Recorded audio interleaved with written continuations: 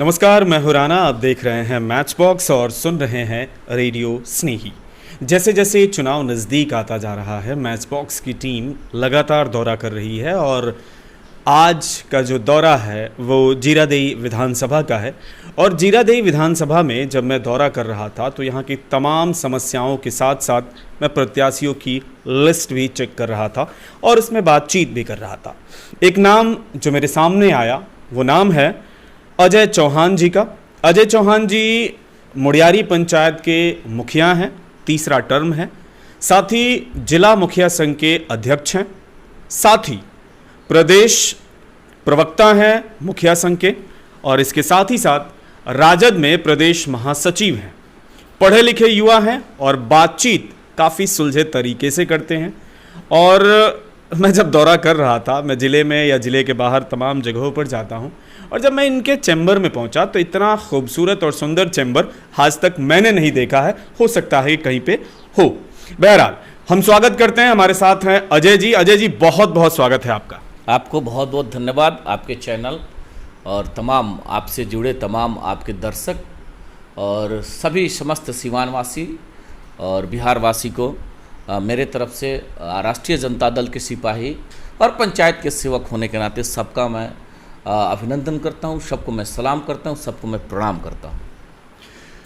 अजय जी, आपकी चर्चा राजद में हो रही है, क्योंकि जब मैं यहाँ पर घूम रहा था तो मैंने जब पता किया तो पता चला कि राजद से कोई दूसरा व्यक्ति नहीं है जो कि जीरादेई विधानसभा में तैयारी कर रहा हो या कैंडिडेट रहा हो। आप ही की चर्चा है और सिर्फ अभी तक एक नाम सुनने में मिल रहा है। आखिर क्यों? क्योंकि मेरे दिमाग में एक सवाल आ रहा है कि आज से 15 साल पहले सिवान में एक नाम हुआ करता था, उसके बाद कोई दूसरा नाम नहीं आता था। कहीं आपके साथ भी ऐसा कुछ जुड़ा तो नहीं है? देखिए, आप चूँकि लोकतंत्र के चौथे स्तंभ हैं और आपकी पूर्ण आज़ादी है, आप सवाल पूछ सकते हैं, आप स्वतंत्र हैं, बोल भी सकते हैं। मैं केवल और केवल अभी राष्ट्रीय जनता दल का सिपाही हूँ। आदरणीय नेता लालू प्रसाद यादव, आदरणीय नेता तेजस्वी यादव जी, आदरणीय नेत्री हैना साहब, आदरणीय हम सभी के गार्जियन माननीय अवध बिहारी चौधरी के केवल हम सिपाही हैं। और सिपाही होने के नाते मेरे कंधे पे लालटेन है, मेरे हाथों में लालटेन का ध्वज है और उस ध्वज के बैनर तले पार्टी का काम करने का प्रयास हर वक्त करते रहते हैं। आप जैसा कह रहे हैं और लोग भी कह रहे हैं कि राष्ट्रीय जनता दल जीरादेई के सेवक के रूप में, या आप भी कह रहे थे कि केवल और केवल अजय चौहान, एक दो चीज़ पे जैसा आप जो कह रहे थे कहीं ना कहीं सत्यता है। एक दो चीज़ छन के आता है, बताना हम चाहेंगे जी। राष्ट्रीय जनता दल देश की एक इकलौती ऐसी पार्टी है जो सामाजिक न्याय की बात करते हुए जमीन पे सामाजिक न्याय को स्थापित करने का कार्य भी किया है। कैसे? देश की इकलौती पार्टी कैसे है मैं बता देना चाहता हूं।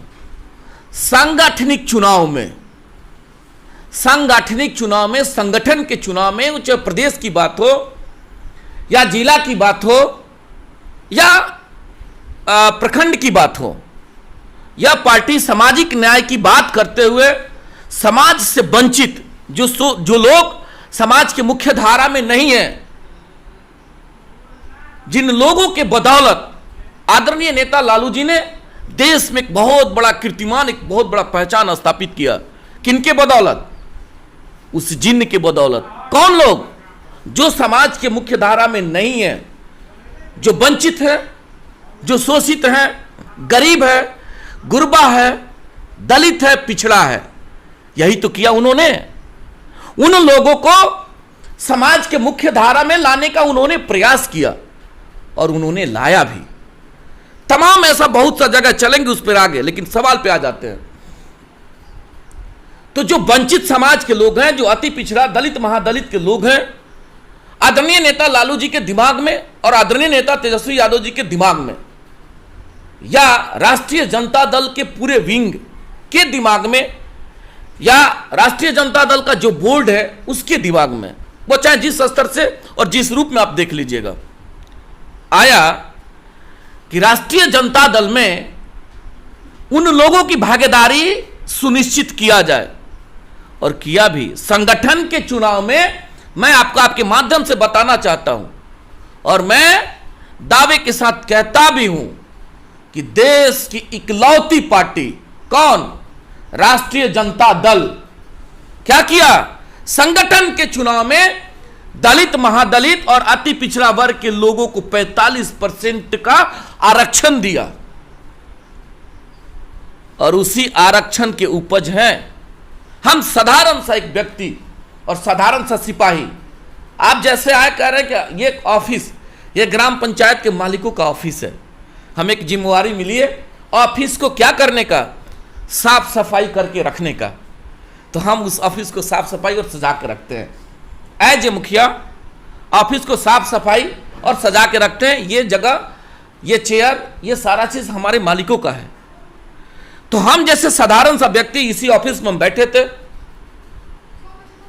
और 13 फरवरी की बात है, आदरणीय नेता तेजस्वी यादव जी के कार्यालय से फोन, यही मोबाइल है भैया, और ये सामने था, फोन आता है और लिखा होता है इस पर तेजस्वी यादव। हम लोग सिपाही हैं, हमको ऐसा नहीं लगता तेजस्वी यादव जी का फोन मेरे पास, हम बिलीव नहीं किए, लेकिन उठाए, फोन आता है, कहा जाए चौहान जी बोल रहे हैं? जी हाँ बोल रहे हैं। तो 10 सर्कुलर रोड पे 12 बजे का मीटिंग है, आप आ जाइएगा पार्टी कार्यालय। आपका ध्यान आकृष्ट करवाना चाहते हैं, और बहुत मेरे लिए मार्मिक पल था, इसलिए आपका 1-2 मिनट का समय एक्स्ट्रा बढ़ेगा। जी बिल्कुल। बहुत मार्मिक पल था कि हम जैसे सिपाही का फोन आता है वहां से, और घड़ी का सुई 11:15 हो रहा है, और उनके द्वारा कहा जाता है कि मैं माननीय तेजस्वी यादव जी के यहाँ से बोल रहा हूं, और 12 बजे आप मीटिंग में आपको आना है। हमने ये बात कहा कि सर 11:15 हो रहा है, और हम देश रत्न डॉक्टर राजेंद्र प्रसाद की धरती सिवान, मौलाना मजरुल साहब की धरती सिवान, औध बिहारी चौधरी पार्टी के गांधी सिवान, सारण कमिश्नरी के गांधी सिवान, माननीय विकास पुरुष आदरणीय शहाबुद्दीन साहब की धरती सिवान से हम हैं, और यहाँ से आने में 4 घंटा का समय किसी तरह से लगेगा, हम कैसे आएंगे? उनके द्वारा यह कहा जाता है कि आप 1-2 घंटा विलंब भी लेकिन आ जाइए। मन में आता है, यहाँ से उठ के हम जाते हैं, और पटना पहुँचते पहुँचते 10 सर्कुलर 4 बज जाता है। वहाँ पहुँचते हमको कहीं जानकारी नहीं रहता। मीटिंग समाप्त होने के कगार पे काफ़ी भीड़ भाड़ था, हम पहुँचे, पहुँचने के साथ हमें मिलने का मौका आदरणीय नेता तेजस्वी यादव जी के पास मिला। उन्होंने यह जिम्मेवारी दिया, अजय आपको प्रदेश में महासचिव की जिम्मेवारी दिया गया है, और आप सारण कमिश्नरी में जाकर के काम करिए। उन्होंने यह ड्यूटी दिया। मैं बताऊं, हमारी आंखें भर गई। आंख भरने का रीजन था कि हम एक साधारण सिपाही और प्रदेश के मेन विंग में महासचिव बना देना, यह दर्शाया था क्या चीज? जैसे लालू जी ने वंचित शोषित लोगों को जमीन से उठा करके, मछली मारने वाला का बेटा, भंगी का बेटा, गरीब गुरबा का बेटा, उन्होंने क्या किया? उस व्यक्ति को, आम आवाम को, उसकी भी अधिकार है, जितना अधिकार समाज के मुख्य धारा में जो लोग बैठे हैं, जितना अधिकार समाज के ताकतवर लोगों के पास है, जिस वोट का पावर उनका उतना ही है, उसी वोट का पावर एक गरीब गुरबा का अगर उतना ही है, तो उन्होंने उन लोगों को जगह दिया। यही नहीं, देश से लेकर के, प्रदेश से लेकर के देश, तमाम जगहों में मंत्री से लेकर के एमएलए एमएलसी तमाम बनाने का कार्य किया। उसी कड़ी में हमको जब लगा कि हमारे जैसे साधारण व्यक्ति को प्रदेश की इतनी बड़ी जिम्मेवारी हमें मिली है, आंख भर गया था बड़े भाई। यह तय किया कि आदरणीय नेता ने कहा है कि सामाजिक न्याय की बात यह पार्टी करती है, और समाज के मुख्य धारा में लाना इस पार्टी की जिम्मेवारी है। उसी जिम्मेवारी के बदौलत जो आरक्षण दिया गया है सांगठनिक चुनाव में, उसी के हम उपज हैं अजय चौहान, उसी के हम उपज है। इसी पे मेरा आंख भरा था, और उस पार्टी के जिम्मेवारी का निर्वहन करने का प्रयास करते हैं, करते भी हैं, काम भी करते हैं। अब रहा बात, उसी पे एक स्टेप और आगे बढ़ जाना चाहते हैं। हाँ बिल्कुल। मेरे कंस्टिट्यूएंसी में और हमारे नेता चिल्ला चिल्ला के कह रहे हैं कि हमारी पार्टी सामाजिक न्याय की पार्टी है, सबकी हिस्सेदारी होगी, सबकी भागीदारी होगी।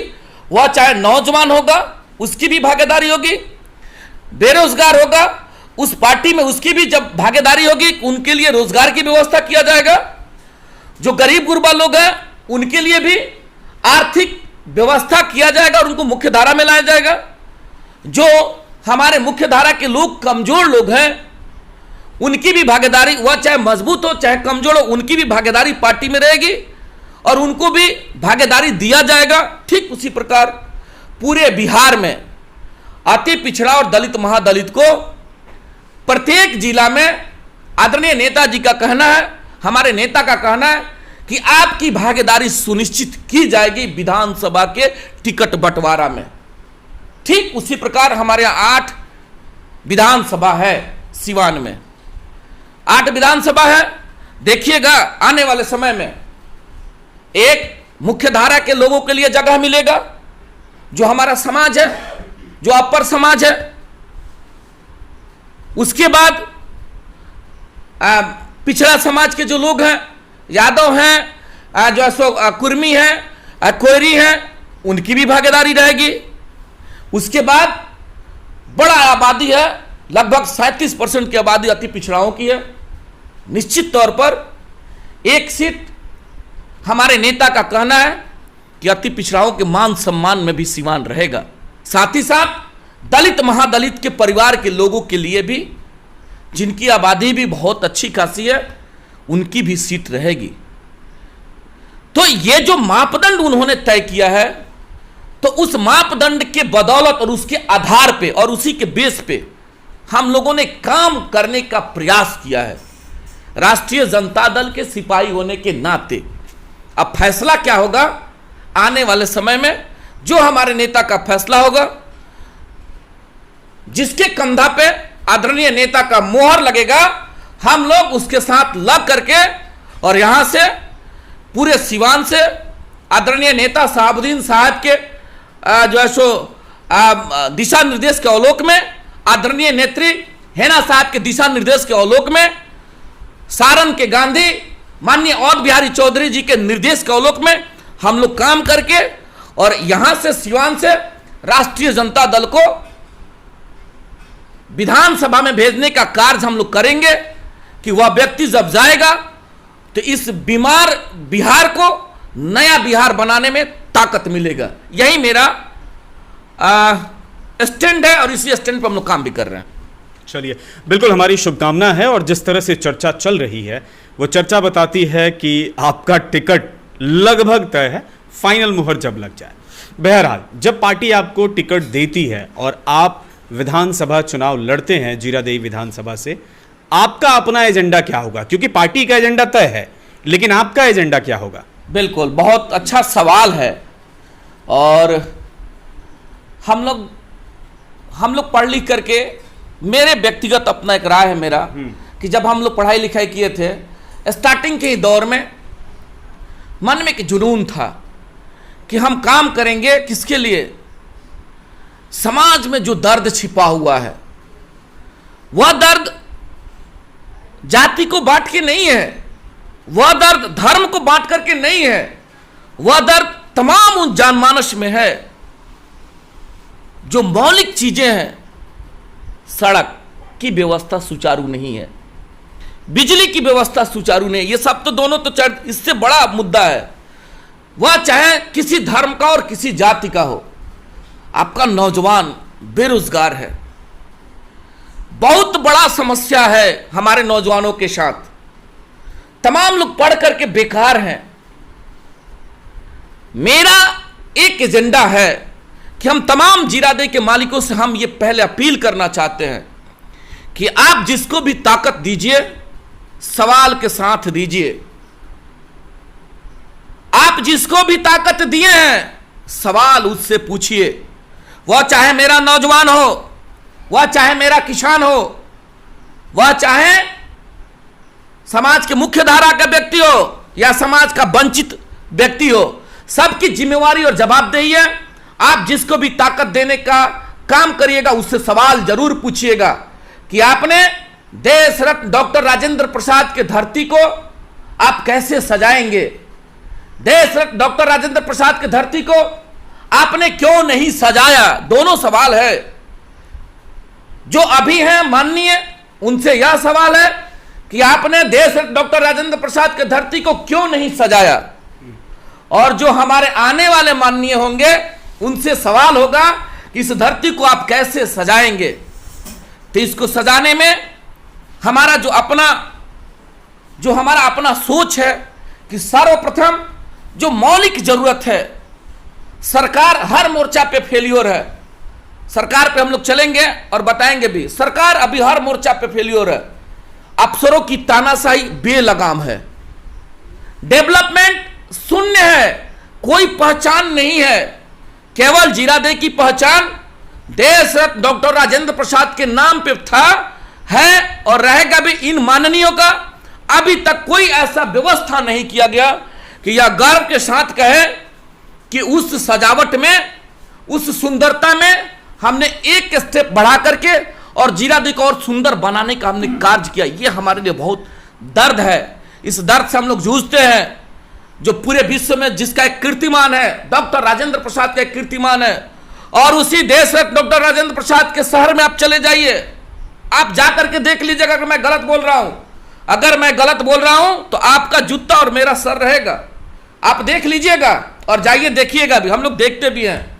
उसी जीरादेई में देश रत्न डॉक्टर राजेंद्र प्रसाद की धरती पे बहुत माननीय लोगों ने गोद भी लिया। शासन और प्रशासन फेल्यूर रही। वहां नाला समुचित नहीं है, वहां की सड़कें समुचित नहीं है, वहां बिजली का व्यवस्था लचर है। क्या यही देश डॉक्टर राजेंद्र प्रसाद की धरती है? मेरा सवाल इस पर है। आप कहां हैं और गलती कहां हुई और किससे हुई? इसका खमियाजा हमारे जीरादेई के लोग क्यों भुगतेंगे? एक भी मॉडल इन लोगों ने देने का कार्य नहीं किया है। यह बहुत बड़ा दर्द है। सारा शक्ति लगा करके प्रदेश की सरकार और यहां बैठे माननीय, इन लोगों ने इस पर कार्य क्यों नहीं किया? मैं सवाल और उंगली नहीं उठाने जा रहा हूं। ऐसा नहीं कि हम व्यक्तिगत तौर पे विपक्ष में होने के नाते मैं किसी पे उंगली उठा रहा हूं। मेरा सवाल है, अगर जेन्युइन सवाल है तो आप लोगों का प्रेम मिलेगा। अगर जेन्युइन मुद्दा है तो जनमानस का प्रेम और समर्थन मिलेगा। अगर कहीं मैं गलत हूंगा तो जनमानस का रिएक्शन भी मिलेगा। यह मेरा सवाल है। तो मैं बार बार अपील करता हूं तमाम जीरादेई के लोगों से, आप सवाल पूछ करके अपने प्रतिनिधि का चयन करिए, जिससे हम कल के डेट में सवाल पूछेंगे आपने कार्य क्यों नहीं किया। मैं यहां का मुखिया हूं, लोग हमसे सवाल पूछते हैं और सवालों का निराकरण करने का हम प्रयास करते हैं। उसमें बहुत बड़ा, उसके गर्भ में बहुत बड़ा तथ्य छिपा हुआ है। सवालों के गर्भ में बहुत बड़ा तथ्य छिपा हुआ है। उसी सवालों के गर्भ में ही सारा मेरा विकास छुपा हुआ है। मैं यहां जाना चाहता हूं 1-2 मिनट के लिए उस पर। जब लोग सवाल पूछेंगे तो रोड के बारे में पूछेंगे, हॉस्पिटल के बारे में पूछेंगे, एजुकेशन के बारे में पूछेंगे, विधि व्यवस्था के बारे में पूछेंगे, और बेलगाम और तमाम ये भ्रष्ट शासन और प्रशासन के अधिकारियों के बारे में लोग सवाल पूछेंगे। जब सवाल पूछेंगे व्यवस्था मजबूत होगा। ये मेरा अपना व्यक्तिगत मानना है और ये प्रैक्टिकली है, जो हमने अनुभव किया है। 15 साल का अनुभव जो मेरा रहा है एक पंचायत सेवक होने के रूप में, ये मेरा अनुभव है कि जब सवाल लोग पूछना शुरू करेंगे, हम व्यवस्था को मजबूत करने का प्रयास करेंगे और मजबूत होता भी और होगा भी। ये लोगों से हम अपील करना चाहते हैं, जीरादेई के तमाम मालिकों से, जीरादेई के तमाम नौजवान किसान, शोषित वंचित दलित महादलित समाज के सभी वर्ग के लोग। चूंकि समाज में सर्वप्रथम मैं नौजवानों से अपील करना चाहता हूं कि जिस तरीका से खेत का जब हम लोग सिंचाई करते हैं तो ध्यान रखते हैं कि कोई खेत का बनावट कहीं ऊंच और खाल नहीं रह जाए। जैसे ऊंच और खाल रहेगा, बनावट लेवल नहीं रहेगा, मेरा फसल बराबर नहीं होगा। लोग उसका ध्यान रखते हैं। एक किसान मेहनत करके अपने खेतों के बराबर करने का कार्य करता है। मैं नौजवानों से अपील करना चाहता हूं, जीरादेई के तमाम नौजवान से, आप भी उस खेत की सिंचाई की तरह जीरादेई में समानता लाने का प्रयास करिए। उसका बहुत बड़ा तर्क है। अगर जीरादेई के लोग, जीरादेई का नौजवान अगर इस धरती को समानता लाने के लिए अपनी ताकत देगा तो सर्वप्रथम हम लोगों का प्रयास होगा कि जो समाज के लोग वंचित है, जो समाज के लोग छूटे हुए हैं, जो समाज में गरीब गुरबा है, वह चाहे समाज का कोई अंग हो, वह चाहे किसी धर्म का हो, किसी मजहब का हो, किसी जाति का हो, सारे नौजवान को हम लोग प्रयास करके समाज के मुख्य धारा में बराबरी में लाके खड़ा करने का हम लोग कार्य करेंगे। बराबरी का तर्क क्या है? समाज में इक्वलिटी का तर्क क्या है? समाज में जैसे इक्वलिटी आएगी, समानता आएगी, आप देख लीजिएगा, जिस गांव में समानता होगी, जिस धर्म में समानता होगा, जिस परिवार में समानता होगा, उस परिवार का बिखराव नहीं होता है। अगर हम लोग 5 भाई हैं, कोई हिंदू है, कोई मुसलमान है, कोई ब्राह्मण है, कोई नोनिया है, कोई चमार है, कोई दुसाध है, कोई मलाह है, कोई तेली है, धमोली है, कोयरी है, कुर्मी, तमाम जाति के जो लोग हैं, आप एक चीज का अवलोकन करिएगा, इस सारे मजहब, सारे धर्म और सारे जातियों से अगर 10 नौजवान को ला करके, अगर 10 नौजवान मेरा डॉक्टर बन जाएगा, 10 मेरा नौजवान इंजीनियर बन जाएगा, मेरा 10 नौजवान IAS PCS MBBS जो सो या आर्मी का जो सो सेना का जवान बन जाएगा, आप देख लीजिएगा, उस 10 नौजवान में कभी जाति पात की बू नहीं आएगी, उस 10 नौजवान में कभी धर्म की बू नहीं आएगी। किस चीज का खुशबू आएगा? समाज में सामाजिकता का खुशबू आएगा। सब लोग, वह 10 मेरा नौजवान अपने आप को समानता के रूप में देखेगा, भाईचारगी और प्रेम बढ़ा रहेगा और एक दूसरे के सुख दुख का वह साथी बनेगा, जैसा जो मेरा मानना है। और उसी बनावट पे हम हर वक्त सोचते रहते हैं और उसी बनावट पे हम आगे चलने का प्रयास भी करेंगे कि मेरा समाज समानता की तरफ आए। जब समानता आएगा तब जाकर के एक बेहतर समाज, एक बेहतर संस्कार और एक बेहतर जीरादेही बनेगा। ये मेरा अपना मानना है। बिल्कुल, मैं आता हूँ। आपने जिक्र काफ़ी सारे मुद्दों के की है, मैं आऊँगा बारी बारी से उन सब पे। एक मुद्दा जो अभी जब से पेंडेमिक आया है सबसे ज़्यादा चर्चा में है और इस बार बिहार के युवा हैं वो लगातार ट्विटर पर ट्रेंड करा रहे हैं, रोजगार इन बिहार, इंडस्ट्री इन बिहार। रोजगार एक बहुत बड़ा मुद्दा भी है क्योंकि 12.5 करोड़ लोगों का, संगठित मजदूरों का, संगठित लोगों का रोजगार गया है, असंगठित पता नहीं कितने हैं। आपकी पार्टी यानी राजद 15 साल पहले सरकार में थी, नतीजा क्या है सबके सामने है। अभी माननीय नीतीश कुमार जी की सरकार 15 साल रही है, पूरे होने वाले हैं 15 साल, जिसमें 2 साल आपकी पार्टी के साथ रही। इतने दिनों तक अगर बिहार में रोजगार की चिंता इन सभी नेताओं, सभी पार्टियों को नहीं हुई तो मैं क्या मानूं कि सबको विपदा आने की इंतजार थी, पेंडेमिक का इंतजार था। बहुत अच्छा सवाल है आपका, क्योंकि हम तो केवल सिपाही हैं, पार्टी ने जिम्मेवारी दे दी है महासचिव का, तो ऐसा लगता होगा कि पार्टी के प्रदेश के बहुत बड़े लीडर हैं। बहुत बड़े लीडर नहीं हैं, हम सिंपल सिपाही हैं, तो बहुत बात तो नहीं बता सकते हैं। और 1-2 चीज़ पे हम व्यक्तिगत तौर पे आपका ध्यान आकृष्ट करवाना चाहते हैं जी। आपका सवाल था कि आपकी पार्टी 15 साल सत्ता में रही, निश्चित तौर पे, और ये 15 साल का सफ़र माननीय नीतीश कुमार जी का है, इसमें 1-2-1.5 साल का सफ़र मेरा भी रहा, हमारी पार्टी का भी साथ रहा। मैं मान लिया, इसको बहुत कोई मतलब आधिकारिक नहीं लीजिएगा, मतलब ऐसा नहीं कि इसको बहुत आधिकारिक, मैं मान लिया हमारी पार्टी से गलती हुई, इसको हम एक्सेप्ट कर लिए। हो सकता है कि हम लोगों ने और हमारी पार्टी ने जब सत्ता थी काम लोगों ने नहीं किया, मान लिया। क्या अगर हम काम नहीं किए, उसी के अगेंस्ट में माननीय नीतीश कुमार को लोगों ने ताकत दिया? हम जब काम नहीं किए तो सत्ता से लोगों ने क्यों हटाया? नीतीश कुमार के हाथों में लोगों ने ताकत क्यों दिया कि भाई राष्ट्रीय जनता दल बिहार के लिए नहीं काम की, राष्ट्रीय जनता दल बिहार के लिए सर्वांगीण विकास नहीं किया, हम एक्सेप्ट कर लिए। तो 15 साल का मेरा सफर बीत गया, लोगों ने ताकत दिया परिवर्तन के लिए, नया बिहार के लिए। तो आप एक बात बताइए, आप जरा बताइए कि क्या राष्ट्रीय जनता दल विकास नहीं किया तो क्या नीतीश कुमार भी विकास नहीं करेंगे? यही बात है क्या? सवाल यही है, क्या यह होना चाहिए?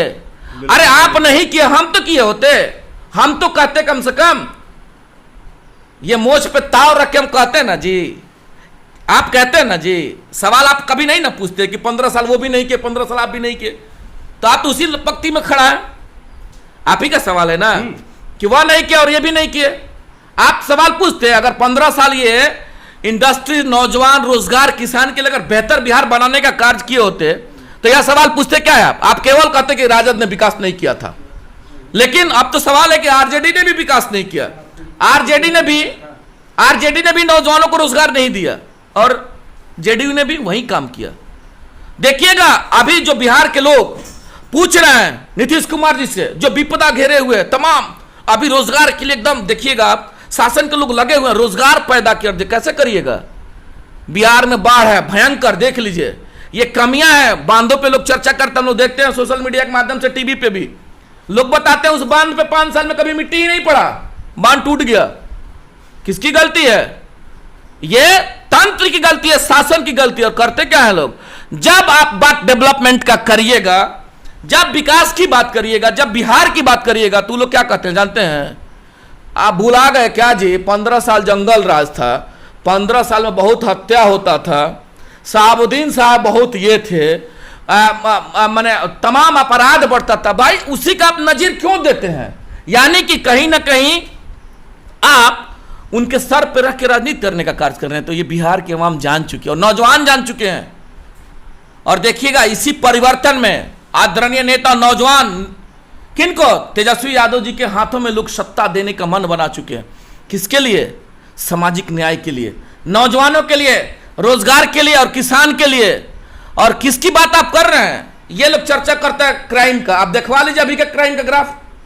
ये लोग बात करता है बेहतर बिहार का, उस समय का देख लीजिए, अभी देख लीजिए।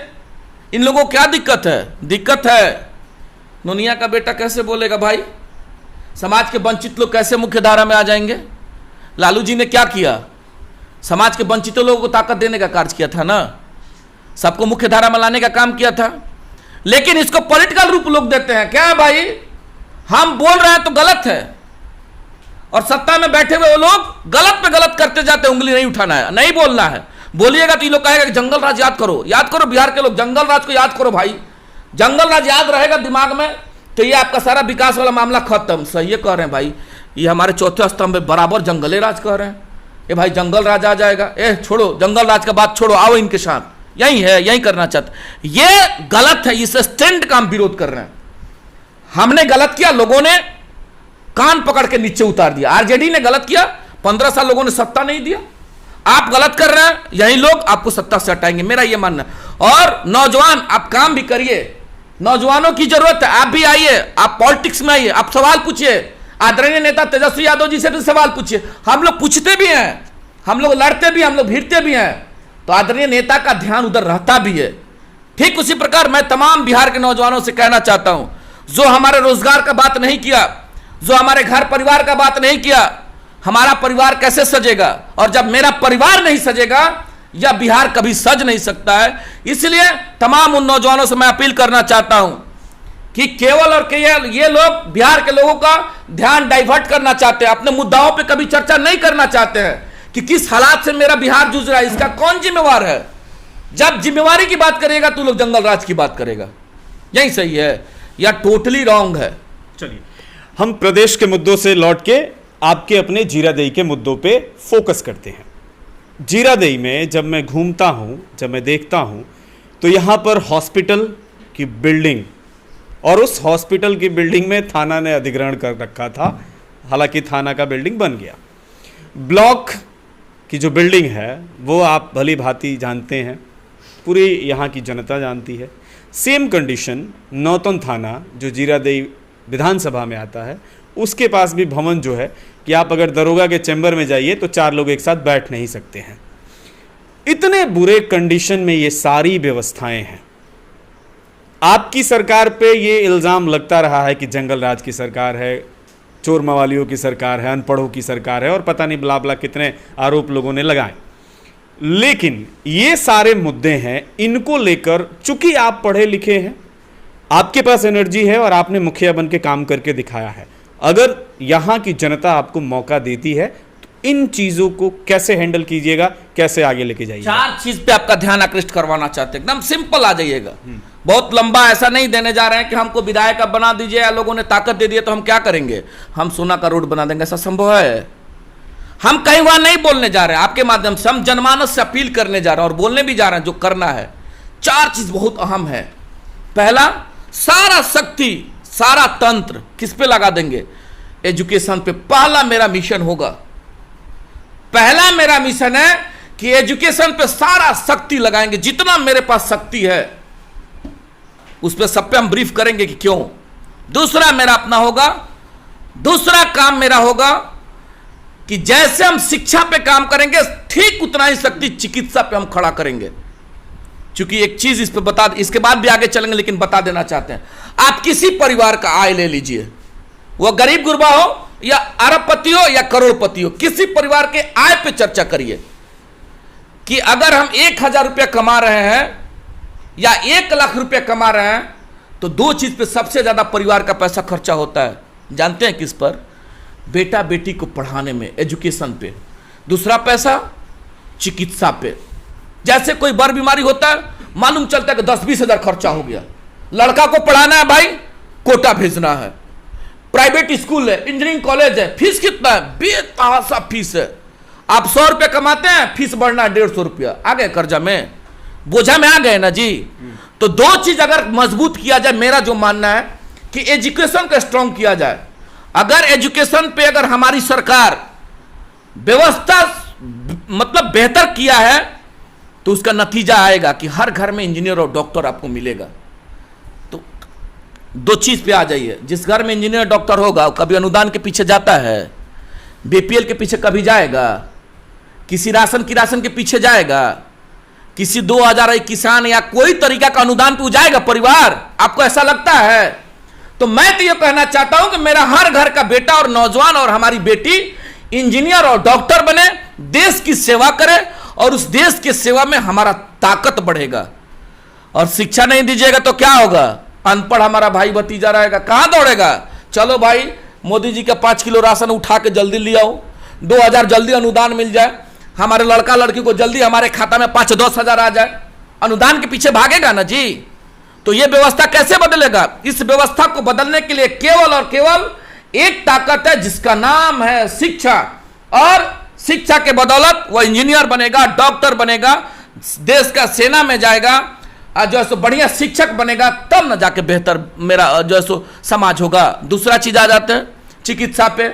आप देख लीजिए यहाँ के सिवान तमाम माननीय जो है सो आज के भगवान लोग हैं, जब इलाज कराने के लिए जाइएगा तो क्या होता है? 400 रुपया फीस पहले, उसके बाद 10 गो टेस्ट, और टेस्ट का देखिएगा एक गो टेस्ट का 2-2 हजार 3-3 हजार मीटर खड़ा हो जाता है। आप बताइए एक साधारण आदमी को अगर चेक करवाना हो प्राइवेट अस्पताल में जाएगा तो 2,000 रुपया लगेगा ना जी। महीना में 2 बार गया तो 4,000 हो गया, कहां से लाएगा पैसा? तो बेहतर चिकित्सा की जरूरत है। जिस तरीका से तमाम फैसिलिटी और इलाज उन लोगों का अगर होगा तो हमारा समाज एक बेहतर बनेगा। दो चीज हो गया। इसके बाद आ जाते हैं क्या चीज चाहिए? दो और मूलभूत जो जरूरत है गांवों में, सड़क, नाली, बिजली, ये दोनों चीज मूलभूत जरूरतें हैं, इसका डेवलपमेंट किया जाएगा। तीसरा आ जाते, चौथा पॉइंट पे आ जाते हैं। चौथा क्या चीज है? चौथा पॉइंट पे मेरा अपना मानना है कि जो शासन और प्रशासन में जो गैप बना हुआ है, आम जनमानस में जो गैप बना हुआ है, जो सिस्टम में करप्शन भरा हुआ है, वह चाहे नेताजी हो या माननीय मुखिया जी हो या आम आवाम हो, इस सारे बीचों में जो करप्शन भरा हुआ है, जो करप्शन को समाप्त करना हमारी जवाबदेही जिम्मेवारी बन जाती है। करप्शन समाप्त होगा तो क्या होगा? सिस्टम स्मूथ चलेगा। थाना के लोग, आप आम जनमानस में जाके पता करेंगे लोग क्या बोलते हैं। अभी देख लीजिए, अभी कोविड पे हमारे शासन के लोग कम काम करते हैं, मोटरसाइकिल चेकिंग का पहला ज्यादा काम कर रहे हैं। आखिर समाज उंगली उठाता है ना जी, और क्या कहता है? मोटरसाइकिल चेकिंग कम होता है, माल का वसूली ज्यादा होता है। यही लोग ना कहते हैं, हम नहीं कह रहे हैं, ये आम कहती है। तो जो ये भ्रष्टाचार व्याप्त है ना, इसको समाप्त करने का हम लोग प्रयास करेंगे। और जैसे 4 चीजों पे आप ताकत के साथ काम करिएगा, देखिएगा दुनिया का ऐसा कोई ताकत नहीं है, ऐसा कोई शक्ति नहीं है जो आपको कभी उस पद से हटाने का काम कर सके, और ना हो पाएगा। लेकिन ये चारों चीज जनमानस के लिए ताकत के साथ करना होगा। जिस दिन यह कर दीजिएगा, यही लोग आपको सर आंखों पे रखेंगे और लोग को यही चाहिए भी। और मेरा एजेंडा भी यही होगा। साथ ही साथ पार्टी का जो है सो मैनिफेस्टो होगा, पार्टी जो निर्देश करेगी, पार्टी का जो गाइडलाइन होगा, उस गाइडलाइन का रूप हम लोग समाज का काम करने का प्रयास करेंगे। यही मेरा अपना स्टैंड होगा। चलिए, लंबी चर्चा बहुत ज़्यादा नहीं करेंगे। एक सवाल, कोविड है और लगातार केसेस बढ़ रहे हैं, हर रोज़ नए केसेस आ रहे हैं। बिहार में ग्राफ जो है वो लगातार बढ़ता जा रहा है और एक्सपर्ट्स का मानना है कि बिहार अगला जो है वो सबसे बड़ा हॉटस्पॉट बनने वाला है। ऐसी परिस्थिति में क्या चुनाव कराना उचित होगा, क्योंकि चुनाव आयोग कह रहा है कि चुनाव इसी डेट पर होगा। इस चीज पे, दो चीज पे ध्यान आकृष्ट करवाएंगे हमका। पहला कि इस स्थिति परिस्थिति में हर हालत में चुनाव नहीं होना चाहिए। मेरे लिए चुनाव महत्वपूर्ण नहीं है, मेरे लिए बिहार महत्वपूर्ण है और यहाँ के लोग हमारे लिए ताकतवर हैं। तो अगर शासन और चुनाव के लोग कहते हैं कि कहीं संवैधानिक अड़चन है तो उसको समाप्त हो सकता है। आदरणीय हम लोग के जो है सो राज्यपाल महोदय हैं, उनके हाथों में ताकत दे दिया जाए और आराम से बेहतर बिहार जब बनेगा, मामला शांत होगा, आप चुनाव कराइएगा, लोगों का जो जनादेश होगा जिसके पक्ष में आएगा उस सत्ता में आएंगे। पहला तो ये हो गया। और हमारे नेता मांग भी कर रहे हैं कि नहीं होना चाहिए चुनाव। चुनाव हमारे लिए महत्वपूर्ण नहीं है, हमारे लिए बिहार महत्वपूर्ण है। और देखिएगा, जो शासन के लोग चुनाव में अपना शक्ति लगा रहे हैं, वह शक्ति बिहार को बचाने में लगाना ना होगा, लेकिन सब लोग किसमें लगा हुआ है? ईवीएम चेक करने में। पूरा शासन लगा हुआ है, वर्चुअल रैली करने में लगा। ये सारा समय किधर जाता है? ये सारा समय हमारे तमाम उन बिहार वासियों के लिए लगता। दूसरा, इस पर आपका ध्यान एक आकृष्ट करवाना चाहते हैं कि लोग, आप जैसे पूछ रहे थे कि क्या सही रहेगा, आप देख लीजिए, एक आपके माध्यम से अपील कर देना चाहते हैं जीरादेवी के साथ तमाम बिहार और सिवान के लोगों से। यह सरकार फेल्योर सरकार है और कोरोना जैसे महामारी में और बाढ़ जैसे जो अभी हम लोग के सामने आपदा खड़ा है, आप स्वयं लड़िए और आप स्वयं सुरक्षित रहिए। यह सरकार आपके हक और हुकूक की कई बात नहीं कर रही है। आपके बेटा और बेटी और आपका जान चला जाएगा। सरकार के भरोसे आप रहिएगा। तो इस महामारी में मैं अपील करना चाहता हूं आप सबसे कि अपना ख्याल रखें और अपने इम्यूनिटी को जो है बढ़ाने के लिए जो नुस्खा है आप उसका प्रयोग करते रहे। आप मजबूत रहिए, सरकार आपके साथ कहीं मजबूती से नहीं है। मैं अपील करना चाहता हूं आपके माध्यम से, क्योंकि आप भी कह रहे हैं कि लंबा समय हो चुका है, इसलिए मैं अपील करना चाहता हूं तमाम जीरादेवी के नौजवान, किसान भाई, हमारी बहन, हमारी मां, सबसे अपील करना चाहता हूं कि सरकार की बात छोड़ते हुए, सरकार फेल्योर सरकार है या किसी मुद्दा पे यह सरकार निकम्मी सरकार है। इसलिए हम अपने बचना होगा, हमें अपने सुरक्षित रहना होगा, अपने बेटा बेटी का हिफाजत करना होगा। जो इम्यूनिटी की जो बात है उस पर हम लोग काम करेंगे, गर्म पानी का सेवन करेंगे, नींबू का सेवन करेंगे, हमें बचना होगा, हाथ को धोना होगा, मास्क का प्रयोग करना होगा, बिना काम का हम लोग निकलना नहीं होगा। क्योंकि अगर हम लोग कहीं किसी चपेटा में आते हैं तो सरकार आपको छोड़ चुकी है और उसका नतीजा होगा कि हम अपने भाई भतीजा को खो देंगे। और तमाम लोग जा भी रहे हैं, आप देखिएगा सोशल मीडिया के माध्यम से तमाम रोज लोग मर रहे हैं। भाई क्यों भाई? आप देख लीजिए, बहुत लंबा इस पर कहानी है। रोज नया दिन चल रहा है कि कोई थाना के सामने गिर गया, कोई हॉस्पिटल में उसका जो है इलाज नहीं, 2 दिन से मरा पड़ा हुआ है, सरकारी हॉस्पिटल में कोई देखने वाला नहीं है। और कैसे लोग देखेंगे भी? आपके पास तो तंत्र ही नहीं है। वह भी तो जो डॉक्टर हैं, आप केवल उसी पे गाज गिरेगा तो थोड़े ना चलेगा। उसको तंत्र आप नहीं दिए, उसको व्यवस्था नहीं दिए हैं, तो कैसे बिहार के लोगों का इलाज करेगा? कौन जिम्मेवार है?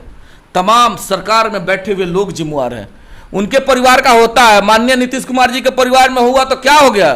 पूरा टीम डेवलप हो गया। अजय चौहान के परिवार में होगा तो क्या होगा? मरने के सिवा कोई उपाय नहीं है, आदमी मर रहा है।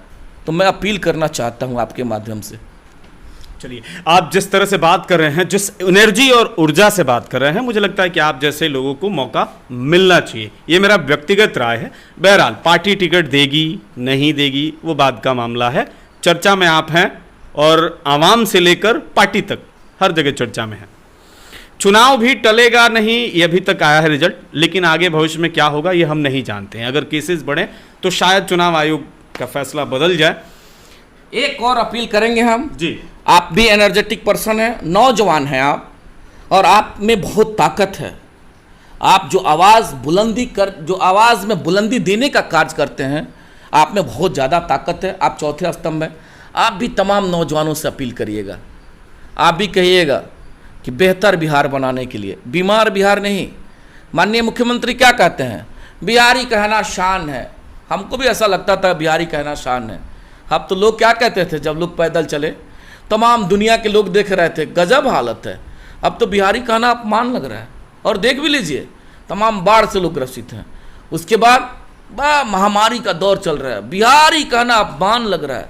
नौजवान साथियों, अगर बिहारी कहना शान हमें बनाना है तो आपके जैसे लोगों को, तमाम नौजवान, बिहार के नौजवानों से मैं अपील करना चाहता हूं, नौजवान होने के नाते, कि आप बेहतर बिहार बनाने के लिए अपने ताकत का प्रयोग सोच के समझ के और वैसे हाथों में दीजिएगा जो बेहतर बिहार बनाने का परिकल्पना करता हो, जो बेहतर बिहार बनाए। और नौजवानों के हाथ में जब ताकत दीजिएगा, निश्चित तौर पर एक बेहतर और सुंदर बिहार बनेगा। ये मैं आपके माध्यम से, आप भी इस माध्यम से, आप अपने चैनल के माध्यम से नौजवानों में वो अवेयरनेस लाने का काम करिएगा। हम भी लोगों से अपील करते हैं कि उसी अवेयरनेस के साथ हम काम करें, एक बेहतर बिहार, एक बेहतर जीरादेई, मौलाना मजरूल हक साहब की धरती सिवान, डॉक्टर मोहम्मद साहबुद्दीन साहब की धरती सिवान और डॉक्टर राजेंद्र प्रसाद की धरती सिवान को और बेहतर बनाया जा सके। ये मेरा एक आपसे गुजारिश होगा। चलिए अजय जी, आपसे बात करके बड़ा मज़ा आया मुझे। जनरली मुझे इंटरव्यू करके मज़ा नहीं आता है, लेकिन आपसे बात करके मुझे मज़ा आया और बहुत बहुत धन्यवाद कि आपने ये समय दिया और हमारे चैनल के माध्यम से अपनी बातों को रखा। उम्मीद करता हूं कि मैचबॉक्स की टीम से मिलकर आपको भी अच्छा लगा होगा। बिल्कुल बिल्कुल, आप जैसे लोग, हमको बहुत अच्छा लगा। तमाम आप पूछिए, मैं बार बार कह रहा हूं कि सवालों में बहुत सारा तथ्य छिपा होता है और सब चीज सवाल में ही घिरा रहता है। आप अपने बेटा से सवाल पूछिएगा, सही रास्ते पे जाएगा। अपने भाई से सवाल पूछिएगा, सही रास्ते पे जाएगा। ऐसा नहीं कि हम अगर बेटा से सवाल नहीं पूछेंगे, क्या जवाब? सवाल पूछेंगे तो उसको मन में भय रहेगा कि पापा क्या पूछ रहे हैं। पापा आज पढ़ेंगे नहीं तो सवाल पूछेंगे ना कि तुम क्लास क्यों नहीं गया। समझिएगा दर्द को। आप जैसे सवाल पूछ रहे हैं, इसलिए मैं आपको धन्यवाद ज्ञापित करता हूं। आप जैसे एनर्जेटिक आदमी, हर आदमी से सवाल पूछिए। इसके पीछे बहुत, इस सवालों के गर्भ में बहुत बड़ा राज छुपा हुआ है और सवाल जब पूछेंगे सारा राज सामने आ जाएगा। होता तो यही है ना, क्राइम जो क्रिमिनल करता है क्या होता है? सवाल पूछता है सामने वाला। अधिकारी क्या करता है? शासन के लोग क्या करते हैं? सवाल पूछते हैं कि इस समय में तुम कहां था, ये घटना में तुम कहां था, कैसे गया। उस सवाल में घिर जाता है, जवाब तो देना पड़ता है और उसी घिरे हुए में वह आ जाता है। ठीक उसी प्रकार से सवाल जब पूछेंगे तो आपका बेटा भी सही रहेगा, आपकी पत्नी भी सही रहेगी, आपका भाई भी सही रहेगा और आपका नेता भी सही रहेगा। हम तो केवल आपके बेटा हैं और हम उपजे भी हैं। हम जीरादेई के लोगों के हम उनके बेटा हैं, हम उनके भाई हैं और उसी आंदोलन संघर्ष के हम उपज भी हैं। हम आदरणीय नेता लालू यादव जी के दिए हुए जुबान की बदौलत हम जो उपज है आपके सामने है और हम लोगों से अपील भी करते हैं, आप सवाल पूछिए। सवाल पूछिएगा, काम नहीं करेंगे माफी मांगेंगे, काम नहीं करेंगे काम कराने का प्रयास करेंगे। सवाल पूछिएगा, काम कराने का मन में, जेहन में या भय बना रहेगा, हमें काम भी करना है, हमें सही दिशा में चलना। सही दिशा में नहीं चलेंगे, लोग कल सवाल पूछेंगे तो जवाब क्या देंगे? अरे आपके पिताजी आपसे सवाल पूछेंगे ना, आपकी पत्नी आपसे सवाल पूछेगी, जाइएगा तो आपसे पूछेगी क्या पूरा दिन कहां थे, तो आपको जवाब देना पड़ेगा कि हम अपने मिशन में, देश के सेवा के लिए हम तमाम सिवान के हर गली में, हर कस्बों में घूम करके बेहतर बिहार बनाने के लिए हम काम कर रहे हैं। आपकी भी पत्नी आपको धन्यवाद ज्ञापित करेगी कि आप बहुत अच्छा काम कर रहे हैं। अगर सवाल नहीं पूछती तो आप कौन ठीक है, कब कहां क्या करिएगा। हमसे हमारी पत्नी सवाल नहीं पूछेगी तो कोई गारंटी है हम कब कहां जाएंगे। लेकिन बहुत बड़ा भय है, इस बात को एकदम देखिएगा, इस बात को बहुत जो है सो मतलब सिंसियरिटी से लीजिएगा बड़े भाई। बहुत बड़ा राज है सवाल में। हमसे हमारी पत्नी सवाल पूछती है, भय बना रहता है। भाई कुछ गलत नहीं करें, गलत करेंगे तो पत्नी पूछेगी, गलत करेंगे तो मेरा बेटा ही हमसे पूछेगा पापा आपने ऐसे क्यों किया, और बेटा गलत करेगा तो हम सवाल पूछेंगे तो वह भी डरेगा।